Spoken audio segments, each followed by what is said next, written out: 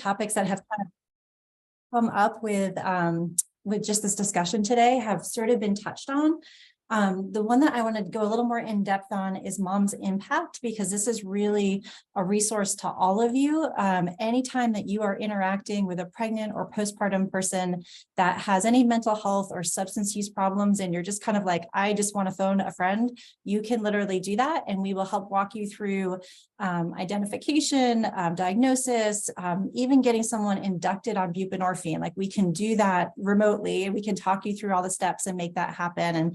And that I'm really passionate about, because getting someone on that medication will change their trajectory and that family's trajectory. So I just want to talk about Mom's Impact a little bit. We touched on reporting requirements. I think that's pretty good. We talked about role of peer support specialists. If people want to, I can talk a little bit about pain management while people are on medications for opioid use disorders.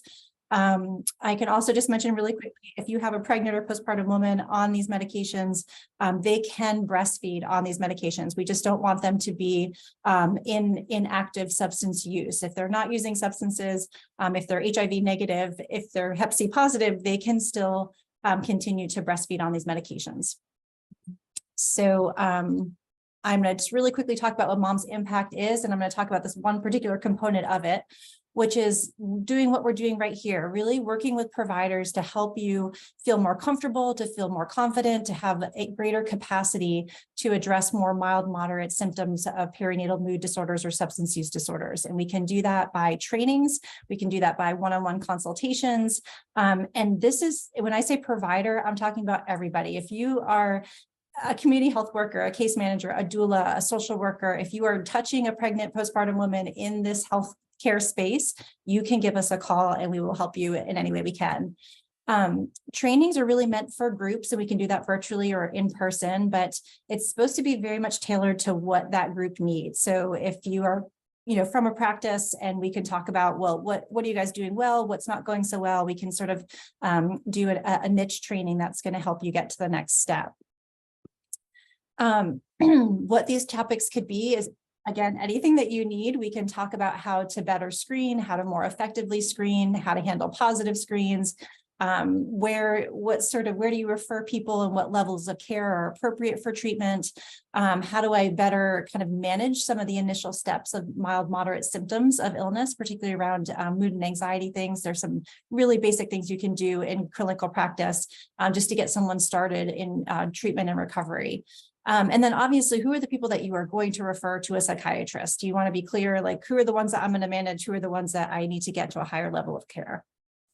The consultation role is really what I think this case highlighted really well, was that that nurse midwife picking up the phone saying, I've got somebody on labor and delivery. I know they have opioid use disorder, or I think they do. What do I do here? And us just being able to walk that person through the next steps to get treatment started, and all of those things that need to happen during that time, including getting connected with, not just, starting the medication, tolerating the medication, making sure that that's working well, but making sure the whole follow-up plan is going to be executed effectively. So those provider consultations, really just, any question, even if you think it is a silly one or a small one, we are more than happy to field those. Anything from how to handle a positive screen to how to address issues with sleep or other stressors that might be affecting mental health. What do I do when people start or stop medications, especially while pregnant or breastfeeding? All of those things, we're here to help with. This is sort of the flyer. The phone number is down there, which is the 843-792-MOMS or 6667. That's the number that you call.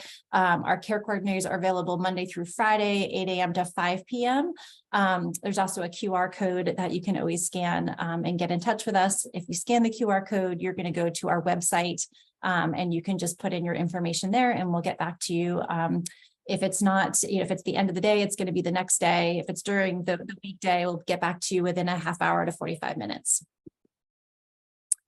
Let's see, what time is it, Rachel? Oh, we just have a couple minutes. So I probably can't get through all pain management for while someone's on medications for opioid use disorder, but I'll give you just the two bullet points.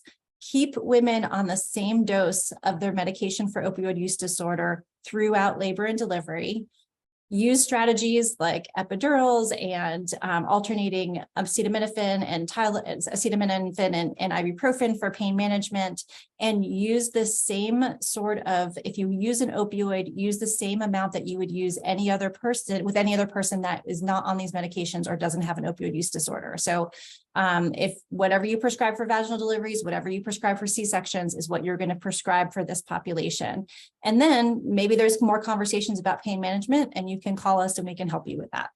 That's what I'd say in the 1 minute we have left.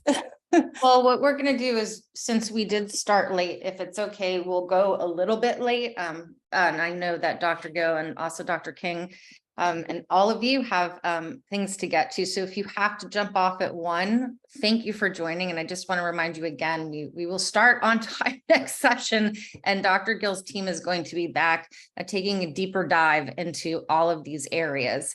If you can stay on and you have some questions, we are more than happy, Dr. Gill and Dr. King, if you don't mind, to answer them. And if you can just, do you want to, there you go, stop share. Okay. And again, folks, feel free to unmute yourself or raise the hand feature or use the chat.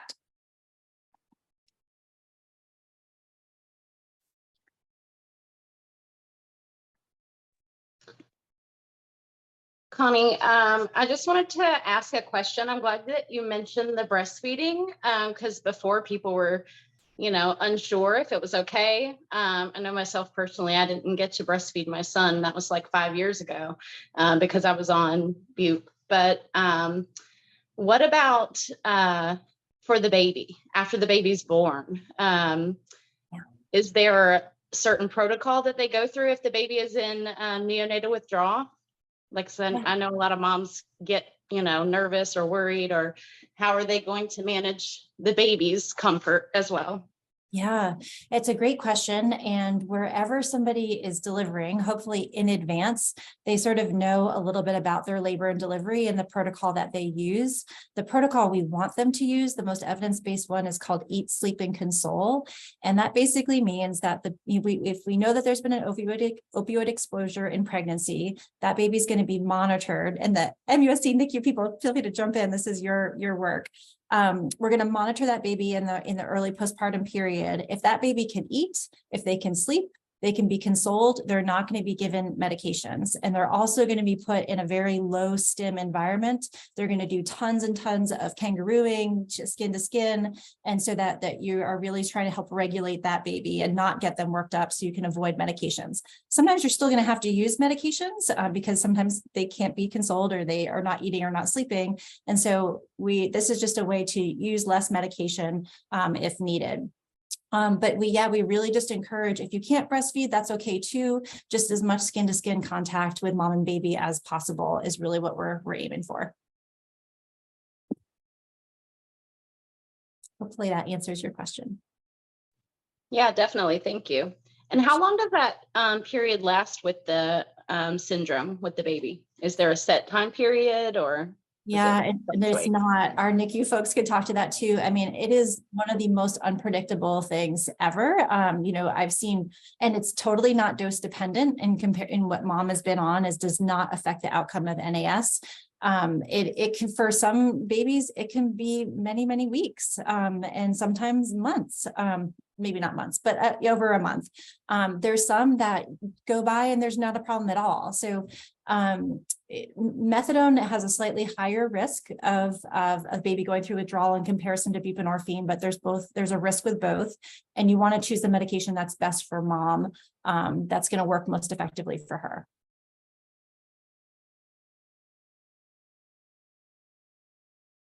Quitting smoking, not smoking, is actually one of the most effective things that you can do to reduce the severity of NAS. So we like to try to work on that because that's something that can be very helpful and would be good for mom anyway. Very interesting. I did not know that. It's the first time I've heard that. Yeah. Very cool.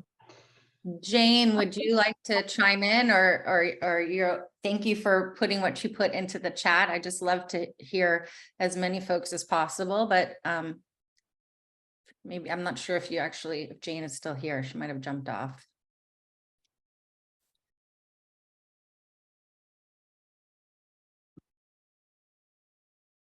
I think, yes. She left us with some a good nugget and hopped off.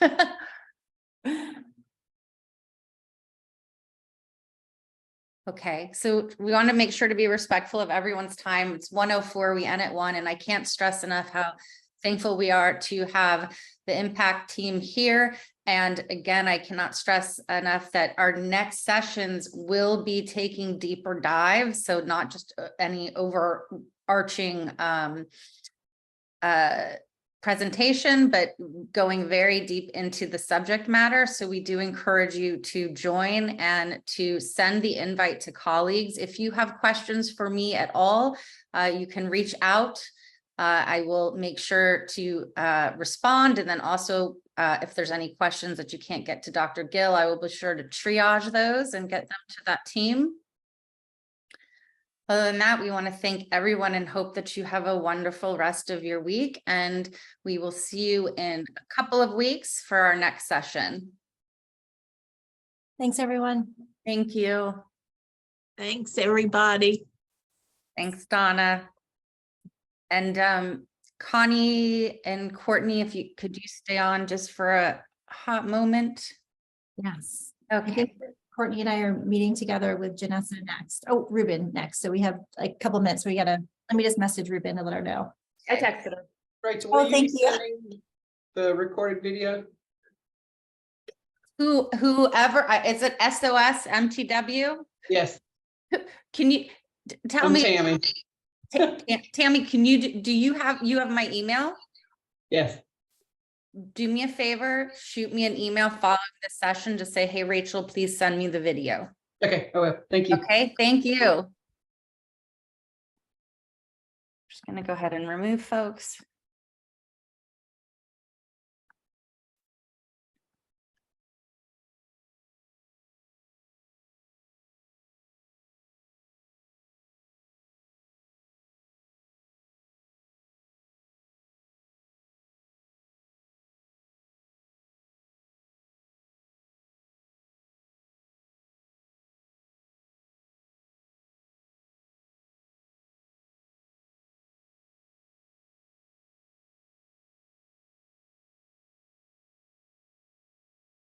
People don't want to leave. I have to go through an automatic and like remove like 25 people, like, and then you're like, are you sleeping or is that your picture holder? I'm not sure.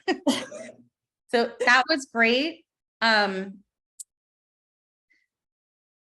This is definitely for a longer meeting. So you can see what I'm saying when I say that I think that we should use this echo as part of your like education platform, because people are coming, and I know that's a longer conversation, but like, it's me. So I think you could see it there that I'm not a clinician. So I've been like, I would love more help. So Yeah. like, I didn't even know who was going to be here today. It could have just been me. And so that happens often. And yeah, I don't think people really understand what's happening with this echo. When I'm saying, I'm running a whole echo program. Like, so. Oh, I know that part, but people Yeah. are showing up to this, aren't What's they? that? People are showing up to this, right? Oh, people are showing up, but I'm not Dr. Hartwell. I'm not Dr. King. I'm not Dr. Gill. I'm Rachel. I You see what you're understand? saying. And I'm like, hoping our curriculum goes correctly. I'm doing like, oh, feedback. We need to add sessions on this. Like, that's the director's. I don't have an Right. IT person on there. I'm like running. I'm like, so if there's any way, and like I said, this is a longer conversation. This echo exists. I know Barry wants to expand it. Clearly, they are pressed to their limits. So we have the pregnancy echo. It's Yeah. up. Yeah. So yeah, I mean, if there is Let's since you're figure going- out a way how to use it more. Yes, we could definitely do that. We would love to, like, let's find a meeting time to talk about like mom's impact trainings and this. Because I don't think Barry or Donna would care if we were like, hey, this is what we want to do. I think we could make it work. No, and what I did is I reached out to like all my contacts and I sent them this. I said, please forward this to all your contacts. I did that to several different stakeholders. And so that's why I think there was 65 people on the call. But if we had it nice and gelled and we had a script and like, if you're running that session, I don't need to talk, you know, you be the facilitator, you have, you know, if Courtney and then someone else is on, they'll act as like your hub for the session. And I can just like give you guys a mini training on like how you make an echo session super, super strong. And when you're on, it's your echo. Yeah. So, okay. Awesome. Sounds good. All right. Sorry to jump to the next meeting, No, but no, thank go you. for That it. was really, Yeah. I think that worked out really well. Thanks so Okay. much. Thank you guys. Bye. Bye.